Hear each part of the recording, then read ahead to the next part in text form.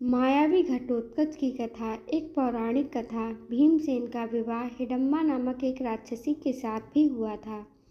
वह भीमसेन पर आसक्त हो गई थी और उसने स्वयं आकर माता कुंती से प्रार्थना की थी कि वे उसका विवाह भीमसेन के साथ करा दें। कुंती ने उसे विवाह की अनुमति दे दी, लेकिन भीमसेन ने विवाह करते समय यह वचन उससे ले लिया कि एक संतान पैदा होने के पश्चात वह संबंध तोड़ लेगा। भीमसेन ने कुछ दिन तक हिडम्बा के साथ सहवास किया। इससे वह गर्भवती हो गई और उसके गर्भ से एक बड़ा विचित्र बालक पैदा हुआ, जिसका मस्तक हाथी के मस्तक जैसा और सिर के शून्य था। इसी कारण उसका नाम घटोत्कच पड़ा। घट यानी हाथी का मस्तक और उत्कच यानी केशहीन पड़ा। क्योंकि घटोत्कच की माता एक राक्षसी थी, पति एक वीर क्षत्रिय था, इसलिए इसमें मनुष्य और राक्षस दोनों के मिश्रित गुण विद्यमान थे। यह बड़ा क्रूर और निर्दयी था। पांडवों का बड़ा आत्मीय था। पांचों भाई इसको अपना पुत्र समझकर प्यार करते थे, इसलिए यह उसके लिए मर मिटने को सदैव तत्पर रहता था। महाभारत युद्ध के बीच इसने अपना पूर्ण पौरुष दिखाया था।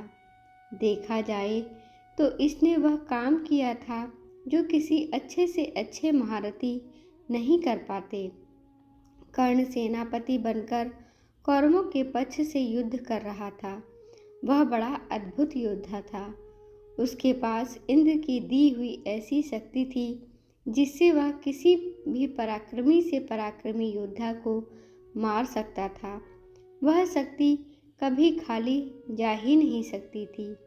वैसे कर्ण की निगाह अर्जुन पर लगी हुई थी। वह उस शक्ति के द्वारा अर्जुन का वध करना चाहता था। श्री कृष्ण इसको समझाते थे। इसी कारण उन्होंने घटोत्कच को रणभूमि में उतारा। इस राक्षस ने आकाश से अग्नि और अनेक प्रकार के अस्त्र शस्त्र बरसाना शुरू किया। उससे कौरव सेना में हाहाकार मच गया।